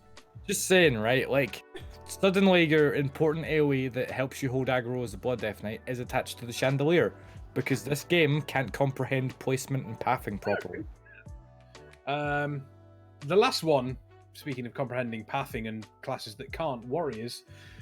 So this one is a hybrid class. It's called the Glory Warrior.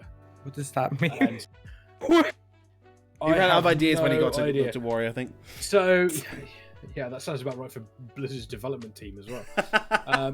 So their unique feature apparently is can place standards to inspire party members and can proc a steroided state. So I'm going to get juiced to the gills and throw flags at you. You already do that. Like, don't you already have flags you throw down and you already get angry? We used to. No, True. you do. Prot warriors still have banners. Oh, do they still have banners? Yeah. Yeah, they do actually. Yeah. Do they? Yeah, because I have a lower level Prot warrior, and that's like the only ability you have is to throw down banners. True, they do have them. So you still have that, and as for the getting angry with steroids, well, that's just the Fury spec, innit? Like, Yeah, that's just how exactly. Fury works. You have enough of that when you're just playing games. There was one thing I read here that made me Heroic Leap generates 5 fame on you. Yeah, fame. I don't know. Yeah, here we go. This is so mastery, spectacle of combat increases all polearm damage because apparently we're using pole arms now. Increases the damage bonus from shield charge and increases the effectiveness of standards. That at that point sounds fine. Also allows the warrior to wield both a one-handed weapon with a shield and a polearm. At what point do I gain an extra arm? So you'll have the shield attached to your arm there. Is while that what the holding weapon. steroids do? I don't know. No. First year, you've seen One Piece. It's Roronoa Zoro. Ah, in the mouth. Yeah, You're like, you hold the pole arm in your mouth whilst you've got the one-hander and the Yeah. shield. Ah. Yeah. Or It's unless, called- yeah, so shield, sword, okay, it kind of makes sense. It seems a bit clunky, but Ixor says, yeah, some of those. does So Glory Warrior include a hole? it doesn't include a hole unless it's the hole that was made by my sword. Oh. There you go. Some of those are. I mean, I quite like the idea of I quite like the idea of the fire melee DPS, battle mage. I would perfectly be on board with that. Mm. I don't see anything against that. The main thing I see against all of these, whether they're good or bad, is just Blizzard balancing them. We discussed this earlier. Just adding an extra spectral and is just going to complicate matters even more. The problem with this is like, as nice as they are, a lot of this doesn't add an extra spec so much as just take a spec that already exists in another class, butcher them, and then change them to be a different class. Which we don't need Or that. they'll continue doing what they're doing, where they change a warrior class and then use it as a beta for the next expansion when they make a class with all of those abilities and take them away from warriors. and give them to Or Demon put Hunters and this- Death Knights and I know. Paladins. Demon Apparently- Hunters and Death Knights and Paladins. Apparently druids get dragon forms. What? Yes, they get dragons forms. Yeah, they get dragonkin forms, which is interesting. Anyway, let's go on to our next topic. That one's been done. That's very interesting, Kexman. Speaking of as I getting said. angry, But yeah, we'll get on to our final topic of the day as we do cut into a lot of our time here. Let's get into it. So originally, there has been a bit of a stir on the internet as the 34-year-old that again dresses like a 12-year-old ninja has come out and said that well, essentially his main core audience, which is probably 12-year-olds actually, kids mostly, has basically said to them in more or less the words, yeah, getting angry at a game is okay. That's how you get better. If you don't get angry, then you're not going to improve, which is bad. I think He said a lot of stupid things, but I mean, it's one of them things where you're an influencer, you've got a lot of people on you, so what you say matters. A lot of people seem to forget that in these later days of 2018 to 2020. I think it depends on which way. I think it depends on your view on what he says. So there's two ways you can I take. I see this quite simply as him saying, if you want to be good at video games, you need to actually put in effort and get angry when you're not good at video games to help you. It's like sports people do the same stuff. Yeah. So it's him basically saying, instead of, so there's two ways you can take it. Is you could, I think for the majority of his audience or the majority of people that are hearing about this. So have you seen the video, Farsi? No, I have not gone in so far to see the video. But I've seen the tweet. Okay, you've seen the tweet. I think people like yourself who have seen the tweet but not seen the video see it as the way that you have seen it, which is him saying, yeah, you need to get angry at video games. That's, you won't get better unless you get angry at video games. When, if you watch the video, what he's actually saying is, if you want to put yourself in a position where you become a professional video game player, where you're winning on these tournaments, you have to become critical of yourself. If you perform badly in a game, you have to become critical and you have to almost not get angry or pissed off, but you must turn around and say, I've played like absolute shit. You must, it's a little bit like a sportsman. You get sportsmen, if they've played a bad game of football or rugby or anything along those lines, you see them on the sidelines, frustrated, throwing bottles, everything like that. Shows that it means something to them. They're upset with their performance. Okay, I got a question. That is what he's referring to. Oh, no. I get what he was trying to say, definitely. But I have a question for you and for chat and for Dunkurk, actually. Do you think, though, the majority of his audience got that message rather than the surface I message? don't think it matters because his tweets are not directed at his audience. Yeah, his tweets and his views, it's and the other thing as well is, I mean, then where is it directed? If his tweets and his broadcasts are not directed at audience, what is? No, I never said his broadcast. I said okay, his well, he tweets. said this on his broadcast as well, apparently. Apparently. Apparently, there's footage of him saying this, explaining this as well, that you just said. That's what I'm getting it from you guys and sources here. So what's the problem? That he's encouraging kids who want to get better at video games to get better at video games by getting No. video games. I know, I can see what he's trying to say, but to a 12-year-old, when someone says literally, if you lose a match, get pissed off to get better, they're literally just going to get angry. It's not going to improve their skills. They're just going to get really frustrated and like throw controllers at the screen. They're not going to perceive that in a critical way. Think, oh, I guess I should be critical of myself. Like Kexman is right what he says, but why do you assume that someone who's 12 doesn't have the ability to self-critique? Because they're playing Fortnite. We've played Fortnite. Yeah, no, but they're yeah, for like 5 minutes compared to these kids who watch Ninja and play Fortnite in a dedicated way.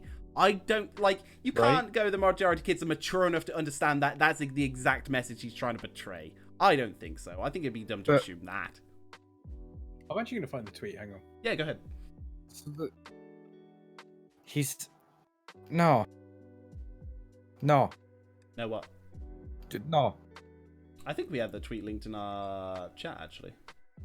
Quite possibly. But he's not saying that. He's just saying if you want to get good at video games. There you go. Okay, so the phrase "it's just a game," quote unquote, is such a weak mindset. You're okay with what happened, losing, imperfection of a craft. When you stop getting angry after losing, you've lost twice. In that one sentence, in that one paragraph there, he says, if you don't get angry after losing, you've now lost the next game before you even got to it. He's basically saying no, that's not what he says at all. That is. He's not saying you've lost. He's not saying you've lost the next game, because he's saying you've lost, not the game, just you've lost twice. Yeah. As in you've lost the personal battle. It's a sports mentality. It's a competitive mentality. It's very common in competitive people. Yeah. What you need to do is if you take that just in that context, then yes, potentially. The next paragraph then gives context. It does. There's always something to learn and always room for improvement. Yes. Never settle. Now, the problem you have is if you turn around and you say, he has X amount of people that follow him, he has this sort of, he has this thing. If they take what he says wrong, he's in the wrong. That means then that he can realistically never say anything in case some of his fans take it the wrong way. What he's trying to do is he's trying to say, look, if this isn't a case of, I've just played a lot of Fortnite. If you get into a position where you have become successful at playing the game, whether you've turned professional, you've joined a team, something along those lines, you do have to self-critique. You do have to say, I didn't play well. I'm not happy with that. It's time for me to, I need to start concentrating. I think it's not necessary. I think his wording is incorrect. I think saying getting angry is not the right wording to it. I think what you said is better when you've got to like be you've got to be critical at yourself, but that doesn't mean you need to get angry. You don't need to resort to anger for improvement. I think that's not the right word to use. I think it is. It's I don't think so. You need to intentionally look at yourself in a negative light. I don't. Yeah, but you don't need to get angry. I don't think everyone who's like a good top end raider and these really good esports have all just got really angry at themselves. They absolutely have. No. Did you not see the race for world first? No. Yeah, people get annoyed, yes, because they do now and then. But it's not your goal to be angry at yourself every time you get something wrong. Be critical and think about it, but don't get fucking angry all the time, because that's not going to help you improve. But it does. I don't think it will. I really didn't think that will. But there's plenty of evidence where it does. Because getting angry, you're getting angry at yourself because you caused the situation you're in. Mm-hmm. Right? Here's a question for you, Farsi. Have you ever been in angry? Don't make him angry. Have you ever been in a form of team sport or in a competitive environment to the degree that Ninja is referring to, or at least not necessarily to the degree, because he's obviously in tournaments. I was about to say, obviously not. Have you ever been in that sort of position where you have a competitive area, where you have been in a team sport, where you have been involved with something along those lines? Have you ever been involved in that sort of situation? Depends on what level you're at. It depends on what level you're talking about, because obviously not on high level like that, no. Again. Or are you asking in any level? Are you asking are you asking have I been in a competitive environment, even if I'm just doing something online? So for example, Overwatch ranked matches, or are you talking more than that, or something like that? I'm talking more in regards to if you just go in and solo queue into a ranked match, I wouldn't necessarily call that a competitive environment. You would call it competitive if you were in with a team, though. If you were in with a team and you were calling, I would call that competitive. Okay. Off the top of my head, I'll say no. There might have been something that I've done in the past, but I can't remember if I did. But off the top of my head, I'm going to say no. Okay. I have. I've, through rugby and sport and all that sort of stuff. I can tell you that there is not a single person that is in that environment who hasn't gotten angry at themselves at least once because of their performance. And you almost if you have that drive to improve, you almost have to. Because if you are in a position where you haven't performed well enough, whether it is playing a physical sport, whether it is being in a tournament on Fortnite or WoW or something like that, I think it's, if you think that the guys in Method and Pieces and the cutting edge guilds and the guilds doing the Mythic Dungeon Invitations and the Arena Championships, if you don't think they get angry, then you misread the situation. To compete properly and do your best, you will get angry with yourself. Now, as much as we used to mock about how I have a trophy with star and whatnot, but you have a trophy? No, you exactly. He hasn't mentioned it in quite a while. I'll give him that. Yeah, the trophy was for third place in a regional placement, right? So it's third place trophy. I was annoyed I didn't get first place because I knew I was better than the other people at what we were doing for Microsoft Office stuff. So when we went to the Nationals and I got second place, I felt a lot better about that because I beat the guys who had beat me previously and then found out, yeah, no, that other guy's crazy and knows way more about this than me. But I got angry at myself and led to me doing more training for that. Because I'm like, I'm not getting beat again. Anger is an important part of competition. Rav makes a point which I would contend. He says that is getting angry at themselves. That is not a bad thing. It's when you get angry at your teammates and your opponents that it is not good. And that's unfortunately where Ninja directs his anger most of the time. So directing your anger at your opponents is kind of pointless. There's no point to it. If you are in a position, well, yeah, then you just cheat harder. If you can, so it is perfectly reasonable to get angry with teammates. Perfectly reasonable if you are in a competitive environment. Perfectly reasonable for that. There is a very, very famous video out there, and Dunkurk knows exactly. All I'm going to say is Scot Deathwing. There is a very, very famous video where they are making progression on Spine of Deathwing during one of the world first races, and they have. There we go. BMJB knows it. There is a very, very famous thing where they're doing an attempt. One of the shamans dies very early on, and Scot asks him to ank, and he doesn't. Scot asks him to ank a second time. He doesn't. And we keep the conversation going about some unrelated bullshit. And then all of a sudden, out of the blue, you just hear Scot at the top of his voice just go, "Ank, asshole!" And it just everyone just goes silent. And there's a reason why anger like that is a good thing. It focuses everyone back up. They go, crap, I need to do something about this. There's also, you see it in the Method World First race. There was a moment where I think it was Genji almost destroyed the planet. Yeah, Genji almost destroyed the planet. There was a wipe, and he raised his fist like that, and then brought it back down. And I was expecting half of Germany to be destroyed. We feel it here. Whoa. But there was I think it was during Carapace, I believe, or it may have been Il'gynoth.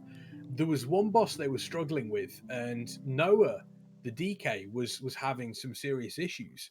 And there was he would die, he'd slam his desk, and there was raised voices, and it would, it's which is funny because Gingy is genuinely a really nice and gentle guy. That's why if he ever shows his true power, he will break a continent. I think. Yeah, he will break a continent. That's why Scot and Gingy don't go head on, because it just wouldn't end well for the world. There's a reason why they get angry at each other, because it does help focus everybody up. It's like Renchi, yeah. And Dunkurk knows what Renchi's like with raiding. His anger is it knows no bounds. It is one of those that you kind of have to focus, and there are people that aren't very good at doing that, myself included. I've got better. I used to be terrible, but I've got better. No, you're still terrible. You're still the absolute worst person in the world to play a competitive video game. You are pretty bad. It's not true. You get so angry about things that are completely unrelated to the situation. Because you're And then all all of a terrible sudden- at the game. And then all of a sudden, in your mind's view of it all, no, that was related, and it was your fault. You're like, Yeah. Kicks, man, a train came out of Exactly. nowhere. That was your fault for being on the tracks where a train could possibly be. Am I wrong? If you're on the tracks and the train comes along, you could just not be on the tracks. I like to call him Captain Hindsight sometimes. 'cause it's That just is like- not true, Rav. Or- That is, or the I have time- said that I am terrible at games multiple times. Or the times where we'll be like, right, we'll stick together, we'll go this way. Kicks? Kicks? Well, actually, That's- that reminds me. Farsi, do you still have the footage from the horrific vision the other day? It would be a bit of a ball ache to get it on screen to start playing that whole. No, thing, but if you could at some point pull it, where you turn around and I say, right, it's let's gonna be stick put up. together. Yeah, no, it's gonna be put and up. then you dash halfway across You the didn't. map. No. dive, and then go. You decided and to then go go, a different "What route and didn't inform me. That was you. That was your lack of communication.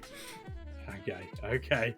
I mean, the communication was, let's stick together, and then you shot The off on your communication own. was let's stick together, followed by And- we're going to go for this chest, Oh, okay. followed by you saying, okay, I'll go this way. No. That was the communication. The communication was you doing that and then going off in a completely different direction to every run of that vision we've done before and not telling me. You've never veered off that path. I went down the Okay. exact same path we went before.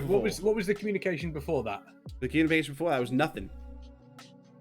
No, it was definitely, let's stick together. Okay. If the communication is stick together and you run off, regardless of what we'd done before, I think you would just How? stop. I don't know why you veered off the path. If you stay on the same path, we'd have been around the corner. We'd have got their mobs easy. I don't know why you veered off. I don't. Weird. Going off and That finding your reminds me of the invisible LFR. chests.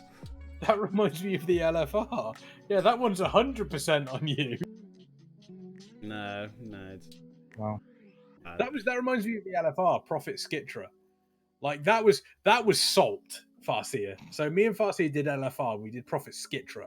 If you don't know what happens to Prophet Skitra, at certain points during the fight, Oh my she god. splits. Yeah. Yeah, she splits into four different versions of herself. You should have been in Discord that day, Dunkurk. Oh my god. There were so there's two phases. So half the raid goes into one phase, or the tank goes into one phase, and the rest of the raid are in another phase. There's four different splits, and they spawn in different locations. It is glorified trash, I do quite agree. And they're in different locations except for one that is the same. The tank that is in the other phase and the rest of the raid have to figure out which one is which. So you put down world markers and you say, okay, the person that we can see green is the same one in both phases, therefore we have to attack green. So I was doing that as the tank. I was laying down the world markers. Out of the blue, a DPS suddenly starts shouting about a specific color. Everyone goes and destroys this image. I'm stood there going, hang on, this isn't the right one. Everyone destroys it, kills it, wipes the raid, and then blames me. How dare you, Kicksman? How dare you? How is that my fault? I mean, Kex, if I you don't weren't know standing what on the I'm tracks, doing. that train couldn't have come and hit you. So, I mean, Yeah. clearly it's your I fault. I was like, I've marked the bosses. I'm waiting for the tank to call. If a DPS calls it and you all follow him, what am I meant to do? You meant to get off the Am I tracks. just meant to I need to get... I'm so angry. Angry. He was really mad. We do have... Speaking of angry, we do have one final topic. Oh no. And... Wait. We're not going... Wait. Speaking of angry, what the fuck was that in the background? Ignore the cats. And we're saving that for a whole episode. You really want to just... You want to do a whole episode? There's no way I We're can't not do a whole stretching out episode. the episode on that. My blood Okay, pressure no. would kill me before the end of that Okay, episode. we at least need a subject length on it, which is at least 40 minutes. No, we No, can we cover can- it in 15. We can cover it in 15. We'll keep it short and sweet. Okay, hold on. We- Topic 4. I'll so- type it in while you... This is... Do this you is want me to something- just be blatant? Do you want me to just put it in?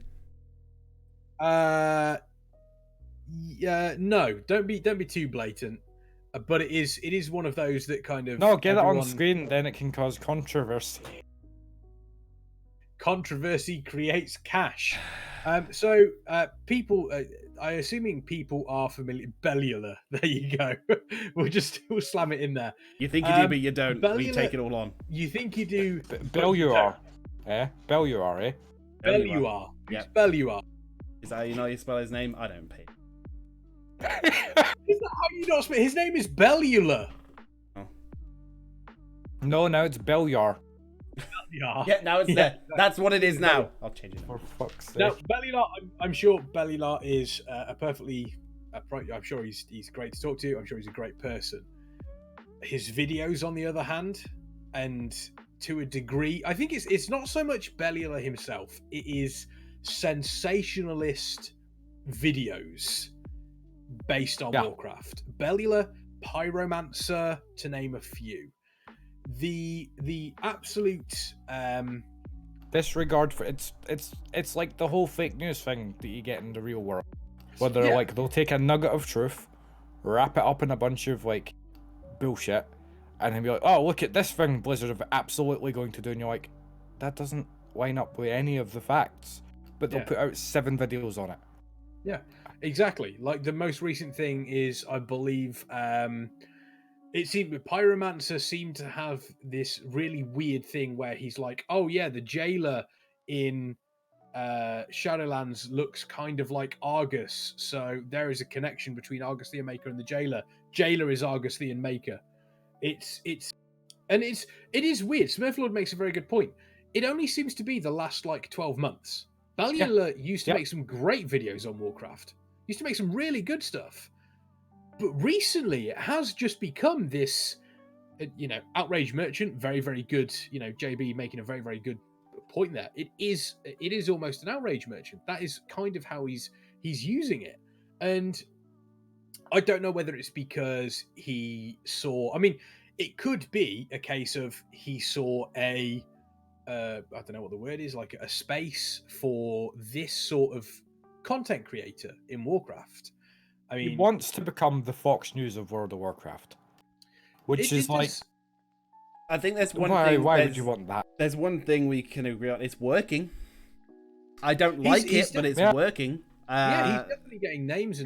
He's definitely getting the views, and people talk about him. But it's at the point where even like when Towley watched and reacted to Athos interviewing Ian the other day, right? And Towley's first comment after the interviews, can't wait for the Bellular video. Ian lied to us. Yep. Yeah, and then exactly. Bellular puts out a video that is more or less, Ian could have told us more. Ian didn't tell us everything. Ian's just like, it was. He's that predictable. There are definitely certain aspects of that interview that I would like more information on, but and people have multiple times have said it is the best interview Blizzard have ever put out, because it is very genuine, very relaxed, and there's no off the camera looks for, can I answer that question, and then like a shake of the head and like an awkward pause. They just go through stuff. Yeah, and it does seem as though outrage, and I think part of it has stemmed from, and this is and I know you guys are going to probably crucify me for this. I think part of the outrage culture, specifically around WoW, has stemmed to a certain degree from Asmongold. I disagree. I feel as though Asmongold and his Do you know what I feel the problem is? I feel the problem is that Asmongold has stopped doing stuff for like 7 months. Well, so now all the outrage is uncontained.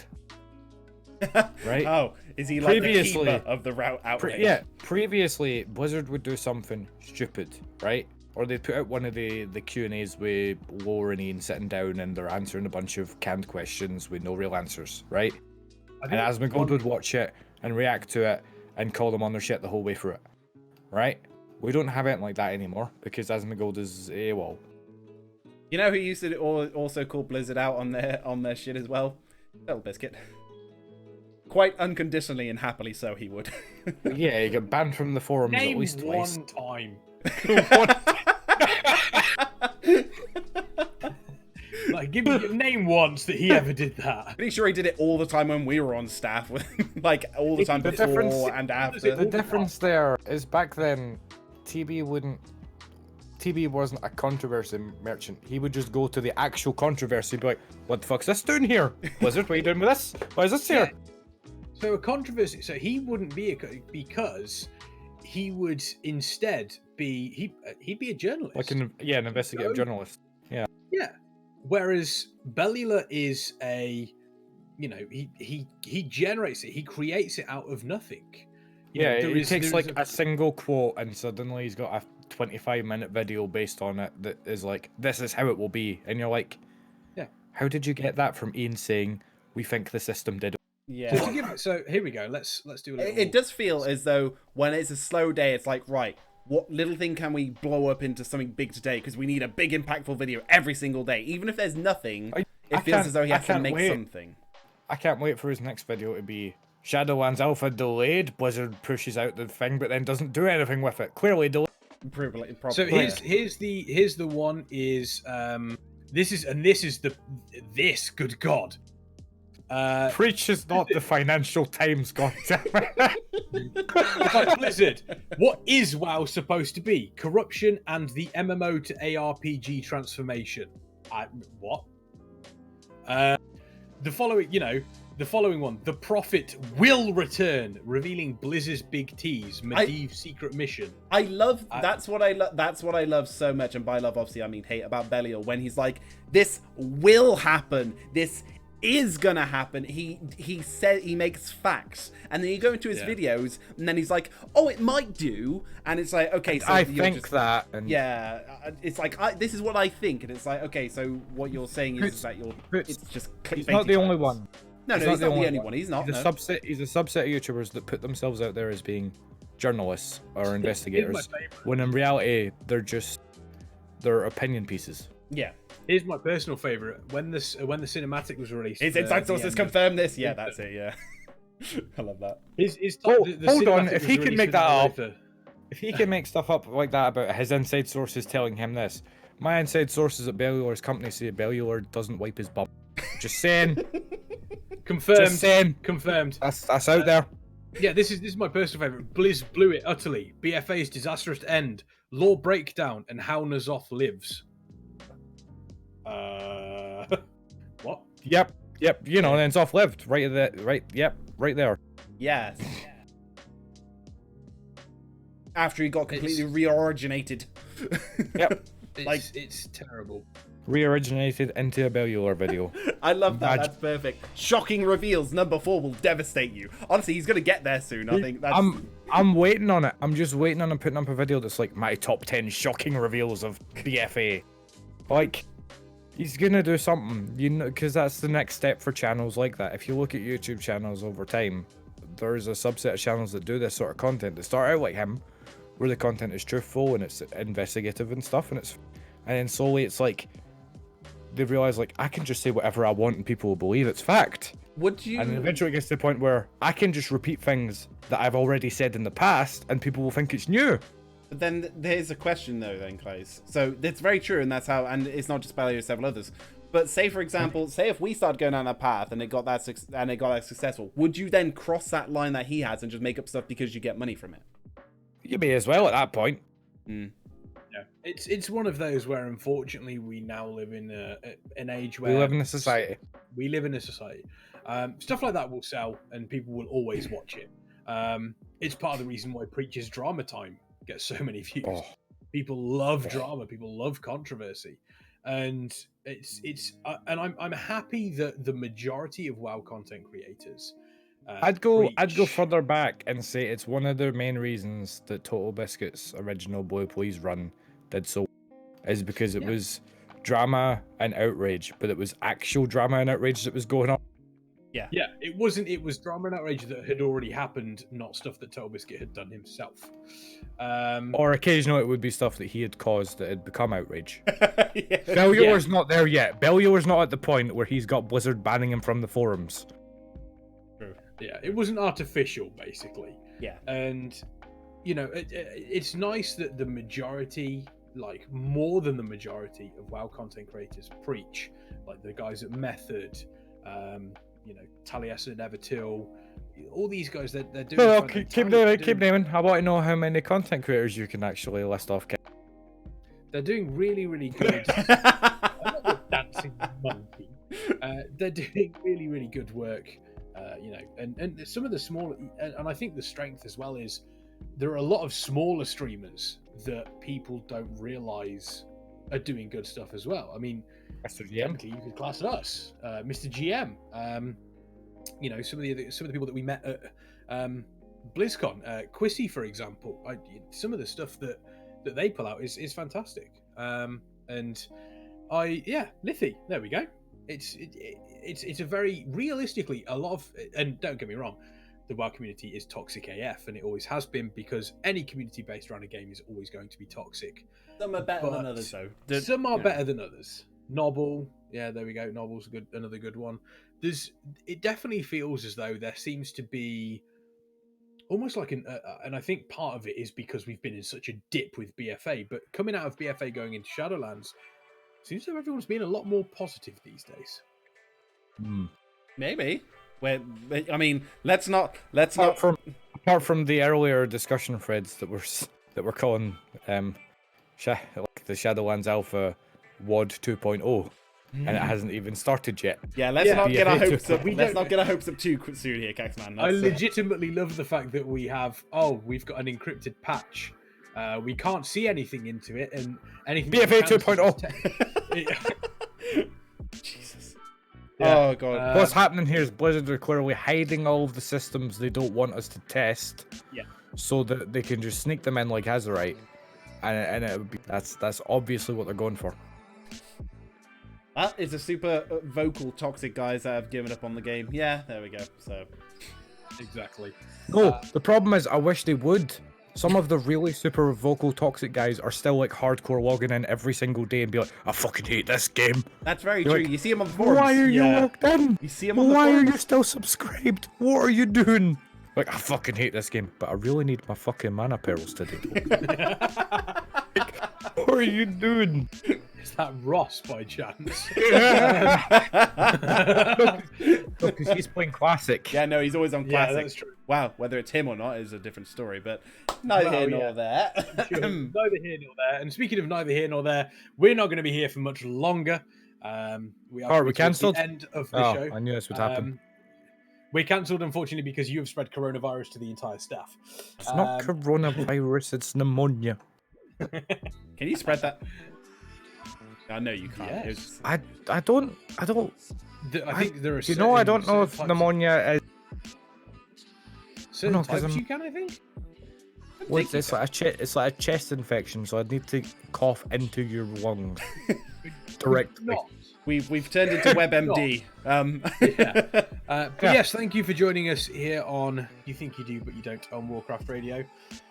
We are going to be we do have a raid target, so stick around because we're going to be diving in there. When we do dive in there, give your best Murloc impression. Use Murloc emotes if you wish. Yeah, what's that? well. What's that sound like, Kixman? What's the Murloc sound like? You know what? The Queen of Murlocs did the best Murloc cry. Queen of Murlocs did an incredible impression, and that is on our YouTube channel, youtube.com/Warcraft Radio in our BlizzCon highlights, and this show will be going up on there in about 24 hours. Well, 24 hours. In 24 hours, yeah. I thought you said 24 minutes. Between 1 and 2 days time, this show will be up on YouTube. There you go. Exactly. In between 1 or 2 days, the show will be up on YouTube if you want to go back and revisit, or if you're listening on the VODs, these shows are always uploaded 1 or 2 days after their original airing on Fridays. Anyway, I think we've covered everything. That is. I think it's been a great show and great to have you back, Dunkurk. Hopefully you'll be much better next week for us as well. So, and hopefully they haven't been like, oh, you've been away for too long. You're going to be working every day, especially Fridays, and not take you away from us. Fingers crossed. Fingers crossed. He won't be consumed by bus. Anyway, guys, thank you once again. We will see you again next week. Bye-bye. Toodaloo. Bye.